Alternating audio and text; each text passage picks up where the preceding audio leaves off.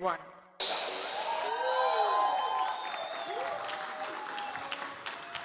Amém, amém, glória a Deus por isso, que palavra, que tempo incrível que nós estamos entrando para vivermos tudo sob a nossa visão.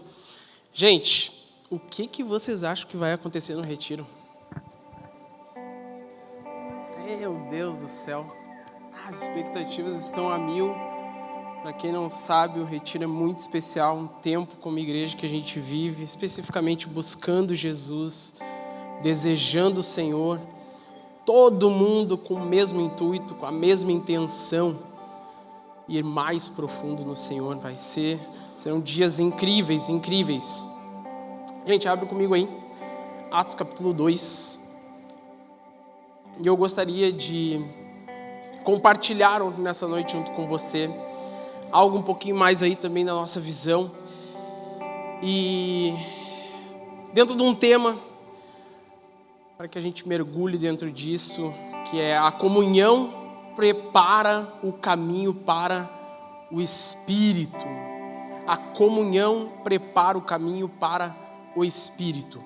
A gente vai ler primeiro dos versículos ali de 1 a 4 e depois do 42 ao 47.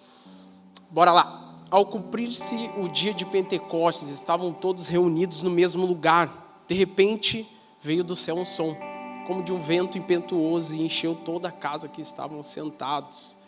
E apareceram, distribuídas entre eles, línguas como de fogo, as quais pousaram sobre cada um deles. Todos ficaram cheios do Espírito Santo e começaram a falar em outras línguas, segundo o Espírito lhes concedia que falassem. 42. E perseveravam, depois que eles recebem o Espírito, depois que eles são revestidos, depois que eles são cheios do Espírito, há algo que esses irmãos estão vivendo. 42. E perseveravam na doutrina dos apóstolos e na comunhão, no partir do pão e nas orações. Em cada alma havia temor, e muitos prodígios e sinais eram feitos por meio dos apóstolos. Todos os que criam estavam juntos, e tinham tudo em comum. Vendiam as suas propriedades e bens, distribuindo entre todos necessidade. 46. Diariamente perseveravam unânimes no templo. Partiam o pão de casa em casa e tomavam as suas refeições com alegria e singeleza de coração, louvando a Deus e contando com a simpatia de todo o povo. Enquanto isso, o Senhor lhes acrescentava dia a dia os que iam sendo salvos. Amém? Feche seus olhos, vamos orar. Deus, nós te agradecemos, Pai, por esse tempo. Nós te agradecemos, Papai, por esse tempo de adoração, em que abrimos o nosso coração para ministrarmos mais a Ti. Que o Senhor nos leve mais profundo na Tua palavra nessa noite, Senhor. Que o Senhor nos mostre mais da beleza que há nas Tuas Escrituras, Senhor. Seu desejo dessa noite da Tua igreja, que deseja viver a um pouco mais profundo em Ti, a partir do que as Tuas Escrituras têm para nós. Nos leva, Papai, a lugares que ainda não fomos, nas Tuas entranháveis, Papai, beleza. Nos leva, Senhor, à singeleza de coração que há em Ti, de maneira humilde, com o coração aberto, Senhor. Esse é o nosso desejo nessa noite, em nome de Jesus. Amém, amém e amém. Gente, eu quero entrar aqui dentro desses versículos que a gente acabou lendo, mas eu preciso que a gente entenda algo antes de a gente mergulhar nesses textos. E uma das coisas que nós vamos ver no nosso meio, de acordo com a nossa sociedade, com as pessoas ao nosso redor, todo mundo tem uma forma de responder algumas perguntas que se diz relativamente sobre o Evangelho, sobre a Bíblia, sobre a Palavra de Deus. muitos têm algumas perguntas. E dentro delas, as pessoas tentam responder essas perguntas a partir das perspectivas delas. E uma dessas perguntas é: quem é Deus para você? Seu colega de trabalho tenta responder essa pergunta. Seu colega de faculdade tenta responder essa pergunta. Os professores de faculdade tentam responder essa pergunta. Quem é Deus para você? O que é igreja para você? Quem é Jesus para você? A sociedade responde isso de uma forma. Cada pessoa ao nosso redor responde isso a partir da sua perspectiva. O único detalhe é que essa pergunta talvez ela não seja a mais correta. O certo dessa pergunta deveria ser: quem é Deus? Quem é Jesus? O que é igreja? Responder a partir da sua perspectiva te leva para vários caminhos. O único detalhe é que a palavra de Deus nos responde quem é Deus, quem é Jesus e o que é igreja. A palavra de Deus nos responde isso. E a partir desse momento, nós saímos de um lugar relativo, nós saímos de um lugar em que cada um vai falar de acordo com a sua perspectiva e vai responder isso.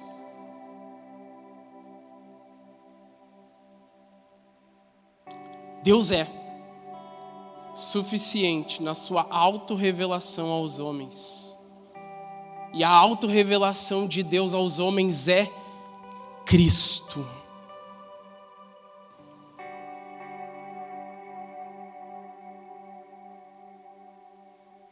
Quando você olha para Cristo, você vai ver Deus.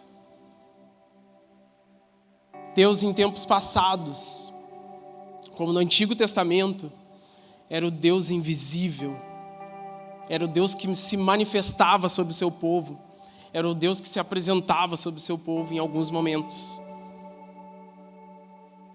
Mas Deus se tornou visível. E esse Deus visível, que nós podemos ver, que nós podemos ter noção, que nós temos parâmetro de buscar, é Cristo Jesus.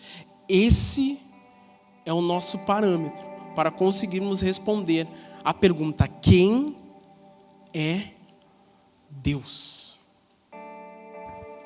E entendendo isso, a primeira coisa que nós precisamos compreender para voltarmos a Atos 2 é entender que Deus não fecha monopólios com alguns. E você vai perceber isso, e eu gostaria que você percebesse isso a partir de Efésios, capítulo 3, onde nós vamos ver que Deus se fez conhecido para todos, a tal ponto que todos têm a possibilidade de chegar ao conhecimento do seu amor, como Paulo vai falar, buscando conhecer a altura, a profundidade, o comprimento, a largura do amor de Deus. Todos têm a possibilidade de conhecer a Deus. E nós vamos ver ali o que Paulo vai falar. Por essa razão eu, Paulo, prisioneiro de Cristo Jesus, por amor de vocês, os gentios, se é que vocês ouviram falar a respeito da dispensação da graça de Deus, a mim confiado em favor de vocês, pois segundo uma revelação me foi dado a conhecer o mistério, conforme escrevi há pouco resumidamente, que ele vai falar no capítulo 1, 2. Ao lerem o que escrevi, poderão entender a minha compreensão do mistério de Cristo, ao qual em outras gerações não foi dado a conhecer aos filhos dos homens, como agora foi revelado aos seus santos apóstolos e profetas pelo Espírito. Paulo está falando que aquele mistério em gerações passadas, e nós podemos entender como no Antigo Testamento, esse mistério que estavam falando, né? No Antigo Testamento tinha alguém que seria o Salvador, alguém que viria e iria salvar a nação, que seria essa pessoa que pagaria o preço, um alto preço pelo pecado de todos, que iria nos tirar do lugar onde o pecado nos levaria para a morte. Teria alguém, e esse mistério estava contido em Deus. E no Antigo Testamento, nas gerações passadas, eles não sabiam quem era.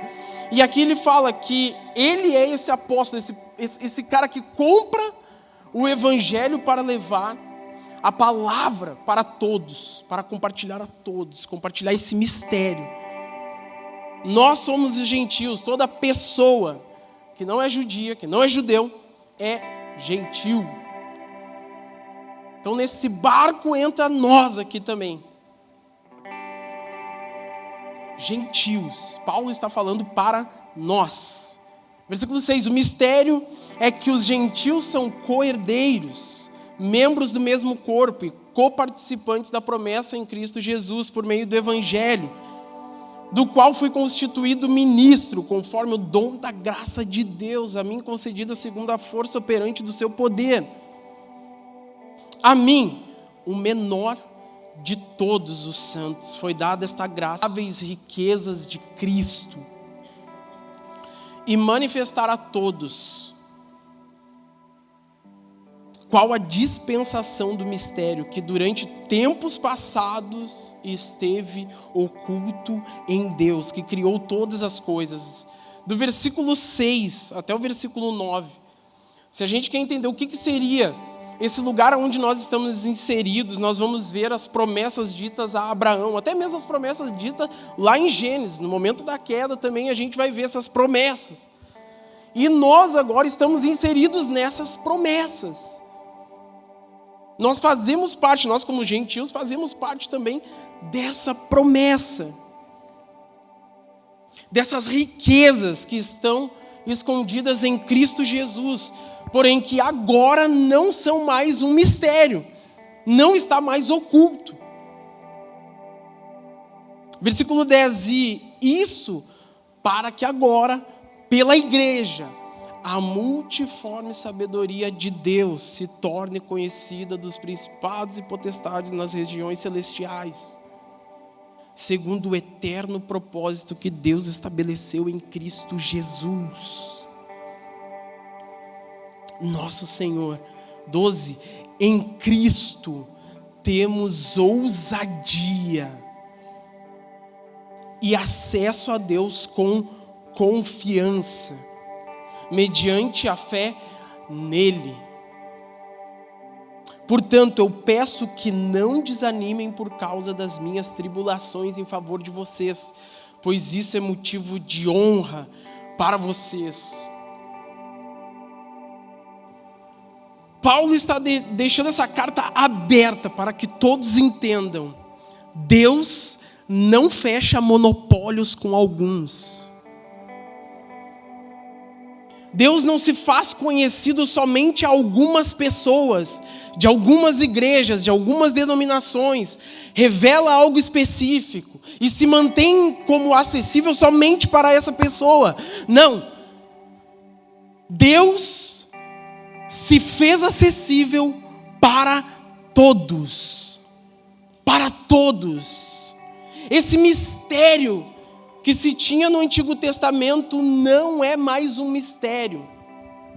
Essa forma de acessar a Deus, todos têm um livre acesso a Deus. E como que Paulo vai falar isso? Por meio da igreja, mediante uma fé em Cristo Jesus. E nós podemos acessar a Deus de que maneira? Como alguém tirano, olhando a Deus como alguém que só está querendo me cobrar, olhando a Deus como alguém que só tem para me dizer regras. Não, ele fala que nós temos que acessar a Deus com ousadia, com confiança, sem peso de escravidão, sem receio, sem insegurança, de maneira livre, de maneira aberta.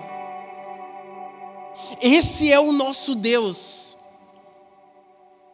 que se fez conhecido e acessível. Esse é o primeiro ponto que eu gostaria que nós entendêssemos. Deus se fez acessível para todos. Deus não fecha monopólios com alguns. Agora nós vamos para Atos. E Atos 2 nós temos pessoas, discípulos, apóstolos reunidos, buscando Jesus. Entre os irmãos, estão naquele lugar onde estão vivendo uns com os outros, de maneira intensa, por dias e dias, tendo intimidade, tendo proximidade. E nós vamos ver esse lugar onde eles estão reunidos, nós vamos ver comunhão, como um ambiente para o derramamento do Espírito. A comunhão é o lugar onde eles são habilitados para receber vida de Deus. O lugar onde eles estão compartilhando vida uns com os outros. E a igreja primitiva, ela é a base de toda a igreja. De toda a igreja de Jesus. E nós vamos ver nessa base oração constante. Nós vamos ver nessa base a dedicação sobre a doutrina dos apóstolos, de todo discípulo que está buscando viver, de acordo com a igreja primitiva, com a doutrina dos apóstolos, está buscando esses ensinamentos. Nós vamos ver esse ambiente de oração constante, de partilha de bens. A gente vai ver pessoas em que tinham mais necessidades de algo e outras com condições melhores, compartilhando umas com as outras dentro das suas necessidades. Eles compartilhavam vida, refeições em comum. A doutrina dos apóstolos era baseada na fé em Cristo Jesus e no arrependimento. A partir dos direcionamentos de Cristo, essa foi a doutrina dos apóstolos, baseada em Cristo Jesus e no arrependimento. Nesse lugar eles ensinavam sobre os sacramentos, as coisas essenciais que uma igreja deveria viver. E a gente vai ver eles falando sobre arrependimento, batismo, ceia, comunhão. A gente vai ver eles falando sobre esse derramar do Espírito Santo e viver esse lugar de busca constante por intimidade, por vida uns com os outros. E eles buscavam constantemente, era uma pauta também deles, perseverar até o fim. Nesse lugar em que nós estamos olhando agora, de Atos 2, não era um lugar onde se tinha comunhão superficial. Era um estado espiritual profundo, que preparou eles para viver algo extraordinário. Após isso, a gente vai ver em Atos, capítulo 4, do versículo 23 ao 31, a gente vai ver que esse posicionamento deles, de serem cheios do Espírito, de a partir desse lugar, viverem com ousadia, pregando, ministrando o Evangelho, pregando as boas novas a todas as pessoas, a gente vai ver que eles eram perseguidos, atacados, ameaçados. E a gente vai ver isso em Atos capítulo 4. Porém, após eles viverem essas ameaças e perseguições, a gente vai ver o resultado disso. E o resultado disso era que imediatamente eles voltavam para a comunhão. Eles continuavam voltando para a comunhão. E nesse lugar eles tinham oração unânime. E nesse lugar de oração unânime, buscando mais do Senhor, ser fortalecido no Senhor, uns com os outros, eles tinham um renovo do Espírito. Eles eram renovados no Espírito. Eles eram fortalecidos no Espírito. Então preste atenção. Quando eles voltavam à comunhão, após perseguições, eles não estavam clamando para receberem o que receberam em Atos 2. Não eram discípulos que voltavam ao lugar clamando para que novamente o Espírito revestisse eles. Eram filhos que tinham um entendimento de que agora o Espírito Santo passou a habitar. Então ele não sai correndo, ele não sai fugindo. Ele fica indo e voltando. De acordo com o momento e a circunstância ele sai. E agora nós temos que clamar pedindo novamente. Eu pequei, eu falei, agora eu errei. Ele saiu. E agora eu volto para a oração e eu tenho que clamar de novo. Não. O Espírito habita em nós. E nós voltamos a esse lugar para se fortalecer. Clamando como quem é filho. E o Espírito habita dentro. Então eu clamo pela presença como quem tem autoridade, com confiança e ousadia. Não como necessitado e um filho distante. E nesse lugar eles eram renovados.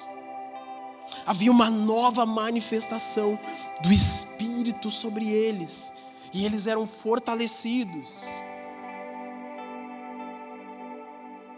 Com esse fortalecimento, eles eram empoderados a fazer novamente o que estavam fazendo.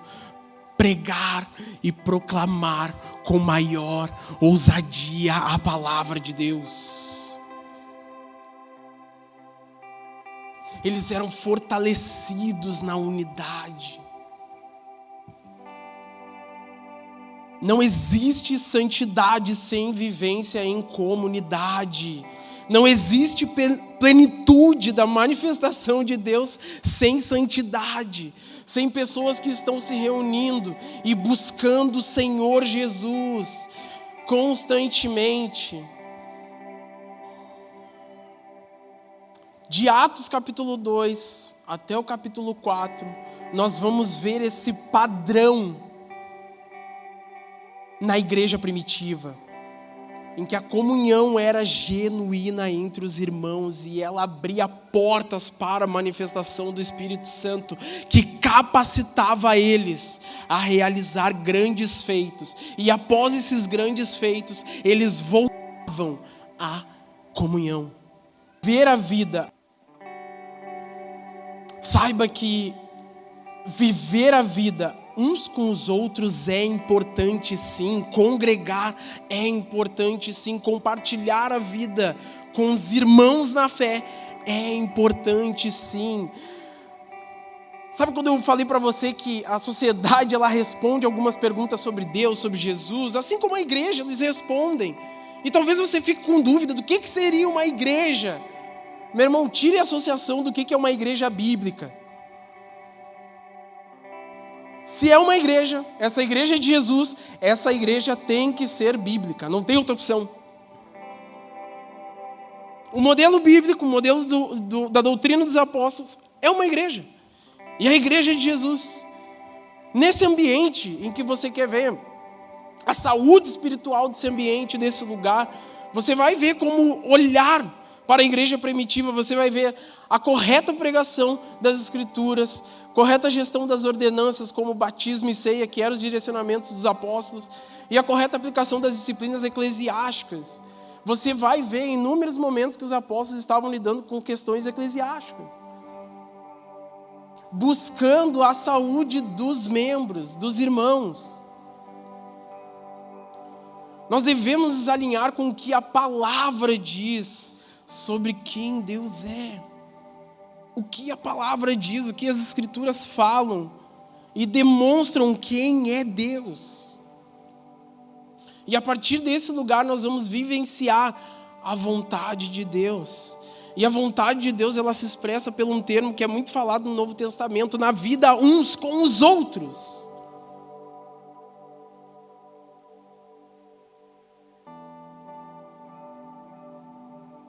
Quando nós olhamos a palavra, a Bíblia, nós vamos perceber que João 3,16 fala que Deus amou o mundo de tal maneira que Ele entregou o seu Filho por amor. E por amor a todos. E quando nós olhamos Cristo Jesus sendo o nosso parâmetro de ver quem é Deus, nós vamos perceber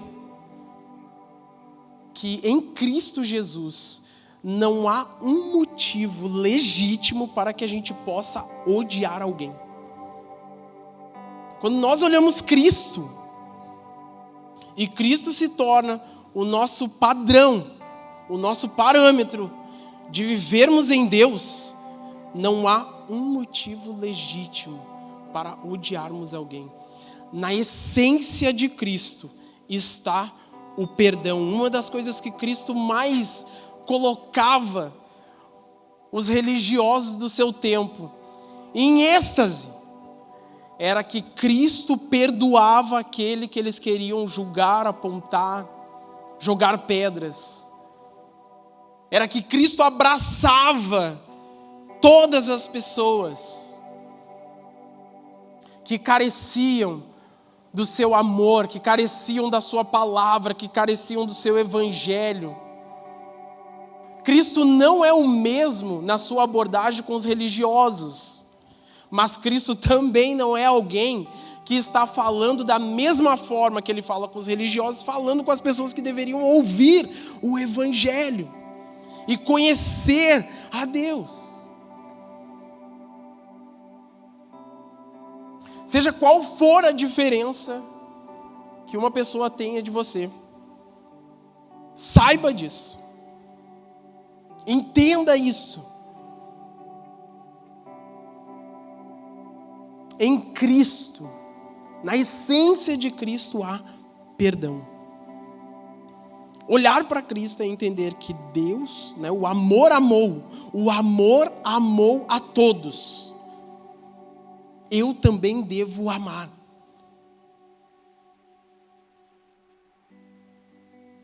A igreja ela deve viver os seus relacionamentos em intimidade, como Paulo vai falar em Filipenses, capítulo 2, do versículo 1, com entranháveis afetos,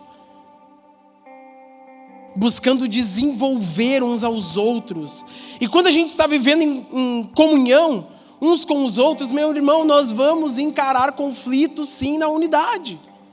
Nós vamos enfrentar isso. Quando nós estamos buscando caminhar junto, tendo encontros semanais uns com os outros, nós vamos lidar com conflitos. Saia desse lugar ilusório, achando que na igreja só tem santo, perfeito. Só tem um modo de nós sermos santos e perfeitos, é porque buscamos Jesus constantemente, reconhecendo que somos falhos. Há um momento que nós vamos ver Paulo e Barnabé lidando com uma discussão gigantesca. Tiveram uma briga feia. Por conta de que em um momento nas suas missões, Barnabé queria levar João Marcos para uma viagem. E Paulo não queria. Por que Paulo não queria? Porque ele estava magoado com João Marcos. Por conta que no momento do início das viagens missionárias, João Marcos abandonou eles. E Paulo estava entristecido com isso. A discussão foi feia a tal ponto que eles se separaram. E cada um foi para um lado. Cada um pegou ali um discípulo e foi para outra cidade. Continuaram. Barnabé e Paulo tinham uma amizade, um afeto, proximidade, intimidade gigantesco. Barnabé foi uma das primeiras pessoas que acompanhou Paulo na caminhada. Se você olhar lá em Atos 9, na conversão de Paulo, você vai ver que Barnabé está lá, chamando Paulo para perto, acompanhando ele, ministrando na vida dele. Isso, na realidade, nos mostra algo. Que nós não estamos longe, distante de termos desavenças, de termos questões para resolver. Tanto que, futuramente, Paulo reconheceu: João Marcos é útil para o ministério. Eu não reconheci isso, mas João Marcos é útil. E sabe o que mais que ele percebeu? o quanto foi benéfico a separação deles, porque daí eles conseguiam pregar mais o evangelho para outras pessoas. Foi um reconhecimento futuro que ele teve.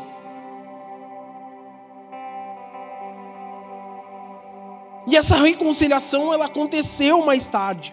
O relato de Paulo e Barnabé nos mostra que mesmo em momentos de separação, Deus pode transformar as diferenças em algo positivo. Mesmo os melhores e mais fiéis estão propensos a conflitos e erros interpessoais. Deus pode usar até mesmo as nossas divergências para promover a sua obra. O amor e a humildade devem ser a chave para vencer os conflitos. Nós vamos ter, às vezes, diferenças de opiniões, de pensamentos. Só que esses fatores devem ser causas de crescimento e não de afastamento. Lembra o que aconteceu em Atos 2? Um revestir do Espírito Santo, o Espírito Santo morando dentro. E o fruto do Espírito é Gálatas 5, 22, 23. O fruto do Espírito é o amor. E dentro desse fruto tem bondade, tem alegria, tem benignidade, tem mansidão, crente, tem mansidão, tem domínio próprio. Segura essa tua língua na boca. E isso é o fruto do Espírito. Beleza, nós vamos falar sobre um cheio, um shaba, vamos falar. Mas isso é uma evidência de quem está com o Espírito morando dentro. Isso é uma característica de um filho que está constantemente em comunhão.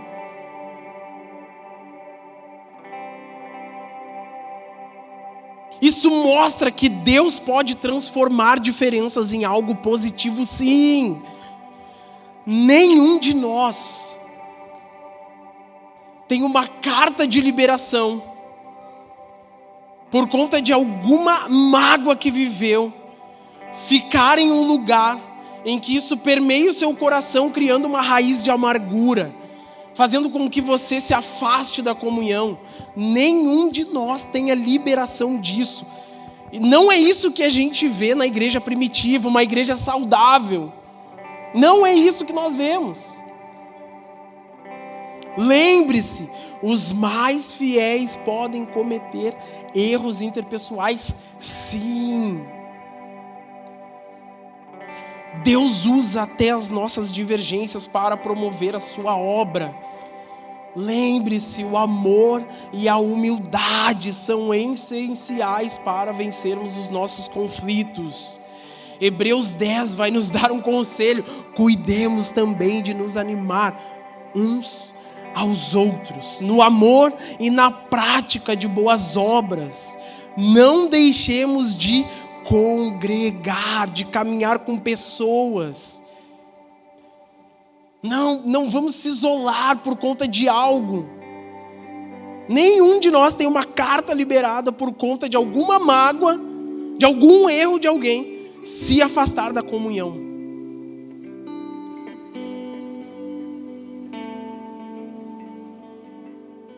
Nós acreditamos sim nesses três aspectos que nós vemos da igreja primitiva. E nós podemos ver isso sem medo, sem receio, sim, como um conjunto de regras, de normas, de princípios que regem a conduta dos irmãos, que regem a organização de maneira eclesiástica, dentro da igreja, dentro da comunidade. Essas diretrizes, elas são baseadas na doutrina dos apóstolos, na tradição, nas escrituras. Isso tem um objetivo de manter a integridade do corpo, na harmonia entre os irmãos, na fidelidade aos ensinamentos apostólicos. Isso vai visar e vai abranger a correção fraterna, a aplicação de sanções para aqueles que persistem em erros, para reger comportamentos de líderes, de pessoas que querem se manter em um lugar de fidelidade, que vai reger, sim, além de questões administrativas. Nós acreditamos, sim, na disciplina eclesiástica, e às vezes isso vai incluir aconselhamento, acompanhamento, até às vezes afastamento de alguma função ministerial.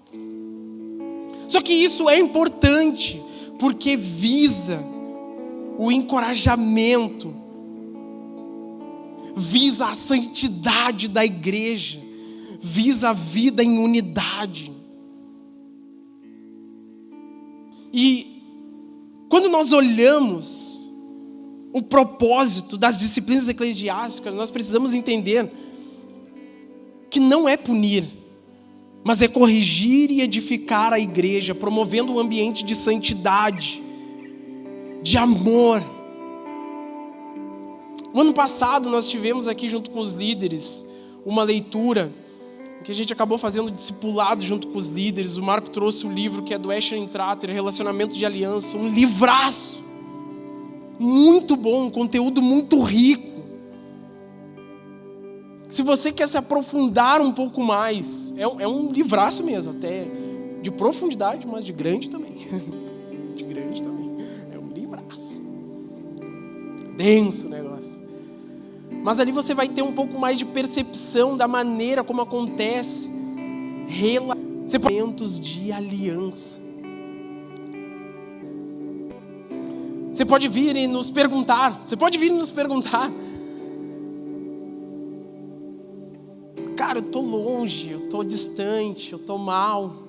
Irmão, eu quero te dizer que não faz sentido você ficar tanto tempo remoendo experiências ruins. Não faz sentido.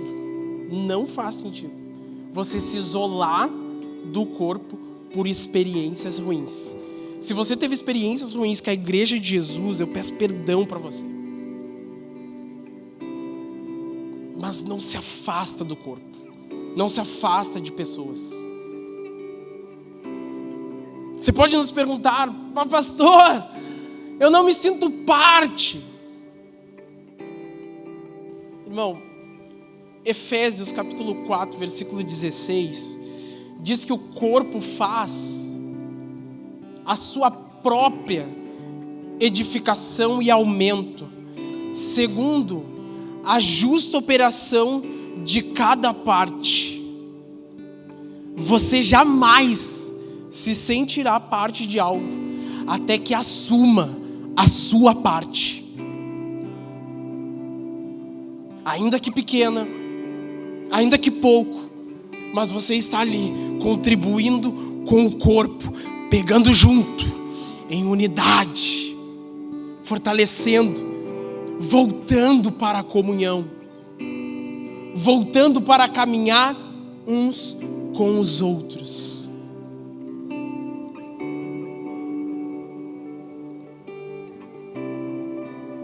A narrativa bíblica vai nos mostrar algo. Que o final de todas as coisas é um Deus habitando com o seu povo. Um Deus que vai encontrar pessoas reunidas. Pessoas que estão compartilhando mesa, vivendo mesa. Nós amamos viver o que nós estamos vivendo aqui. Só que é mais especial, sim, você ir para um lugar em que tem 5, 3, 7 pessoas. Nos encontros semanais que nós temos com os U-Links. É especial você estar aqui ouvindo. Mas nesse ambiente, você está compartilhando também, fortalecendo a sua fé.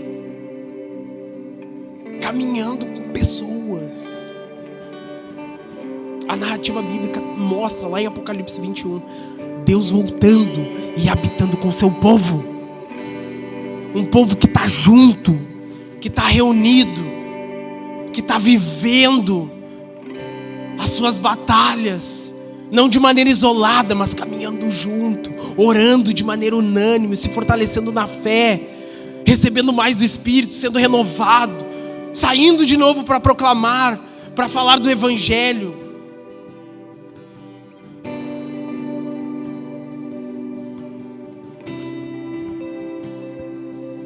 Efésios capítulo 5 vai falar que, e até eu gostaria que nós olhássemos Efésios capítulo 5.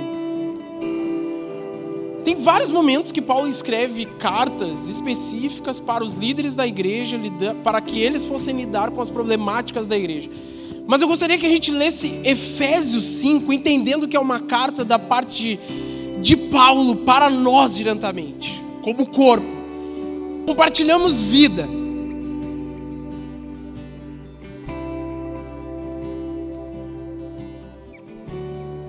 Sabe, tem um movimento que cresceu muito em 2010, que é o dos desigrejados.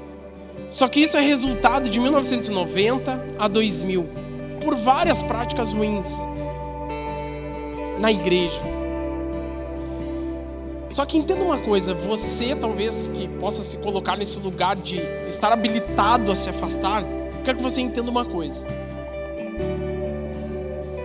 Esse ambiente, esse cenário que se tinha há 20 anos atrás, não é um cenário em que você está inserido. Por um motivo. Naquela época, as pessoas, elas vinham num culto, ouviam a palavra, e aí poderia ter práticas abusivas, ruins, direcionamentos ruins, mas elas voltavam para sua casa, trabalhavam. A maioria delas tinha só uma Bíblia, e talvez era só aquela que só tem o Novo Testamento. Só aquela pequenininha. Muitas delas tinham uma Bíblia, mas elas estavam caminhando ali sozinhas, entendendo. O que não é o seu cenário. O que não é o seu cenário. Não há mínima possibilidade de você dizer no dia do juízo para Jesus: eu não tinha acesso a bons conteúdos. Meu irmão, se o teu algoritmo está viciado, tu vai ter que dar uma enganada nele aí. Tu vai ter que dar uma mudada nele. Eu só acho conteúdo ruim. Só tenho gente falando de tal coisa específico de... Meu irmão, dá uma bugada aí nesse teu algoritmo, né? Assusta ele ali pelo menos. Opa, segue umas outras pessoas ali só para ele ver que mudou. Olha aí, mudou. Mas nós não temos a mínima possibilidade de nos escondermos atrás de alguém. Aí por quê? Efésios capítulo 5, nós vamos agora ler, entendendo que é Paulo nos direcionando, falando a nós, beleza? A partir do versículo 3, que a imoralidade sexual e toda impureza ou avareza não sejam nem nada entre vocês. Então ele está falando para os líderes? Não usem uma linguagem direta, não usem linguagem grosseira, não digam coisas tolas nem indecentes, pois isso não convém. Pelo contrário, digam palavras de ação e de graça. Fiquem sabendo disto: nenhuma pessoa imoral, impura ou avarenta, porque a avareza é idolatria, tem herança no reino de Deus e de Cristo e de Deus. Não se deixem enganar. Não, líderes, vocês não se deixam enganar pelo povo. Não, igreja, não se deixem enganar. Não se escondam atrás de pessoas. Lembra o que fala Efésios 3. Deus não fecha monopólios com alguns. Em Atos 2, o Espírito foi dado a todos que desejam o Senhor. Não se deixem enganar com palavras vazias, porque a ira de Deus vem sobre os filhos da desobediência por causa dessas coisas. Portanto, não participem daquilo que eles fazem, porque no passado vocês eram trevas, mas agora são luz do Senhor. Vivam como filhos da luz, porque o fruto da luz consiste em toda bondade, justiça e verdade, tratando de descobrir o que é agradável ao Senhor. Não sejam cúmplices nas obras infrutíferas das trevas. Pelo contrário, tratem de reprová-las. Pois aquilo que eles fazem em segredo é vergonhoso, porque tornar Mas todas as coisas, quando reprovadas pela luz, se tornam manifestas, porque tudo que se manifesta é luz. Por isso é que se diz: desperte você que está dormindo, levante-se dentre os dos mortos e Cristo o iluminará. Portanto, tenham cuidado com a maneira como vocês vivem. E vivam não como tolos, mas como sábios, aproveitando bem o tempo, porque os dias são maus. Por esta razão, não sejam insensatos, mas procurem compreender qual é a vontade do Senhor. Não se embriaguem com vinho, pois isso leva à devassidão, mas deixem-se encher do Espírito, falando entre vocês com salmos, hinos, cânticos espirituais, cantando e louvando com o coração ao Senhor, dando sempre graças por tudo a nosso Deus e Pai, em nome de nosso Senhor Jesus Cristo. Deus não fecha monopólios com alguns. As coisas incríveis que nós iremos viver no Espírito serão extraordinárias. Mas nós vamos viver esse ciclo de voltar à comunhão e não vivermos isolados. Coloque de pé. E eu gostaria de convidar você, em espírito de oração, de buscar ao Senhor. Algumas pessoas vão estar, talvez, aqui também disponíveis para orar por você. Mas o meu convite nessa noite, primeiramente, é para você. E eu creio nisso, igreja. Você que talvez em algum momento se colocou de maneira isolada, ou tem algum certo tipo de barreira, de limitação para viver a vida da igreja, como a igreja primitiva fala e nos direciona. Eu gostaria de convidar você a dar um passo e vir aqui na frente, e nós vamos orar por você. Nós vamos ter algumas pessoas para orar por você. Você pode sair agora do seu lugar, e eu creio que é uma noite de cura. Eu creio que é uma noite de cura, em que barreiras serão quebradas para vivermos coisas extraordinárias no Espírito. Você pode sair do seu lugar, feche seus olhos, fique em espírito de oração. Eu creio que o Senhor quer curar nessa noite corações, e isso vai ser curado nesse lugar onde há pessoas que vão orar uns com os outros, que vão viver a relação da unidade de maneira unânime, e toda perspectiva errada sobre a igreja de Jesus será quebrada nessa noite. E você vai ser edificado por pessoas que vão caminhar junto com você.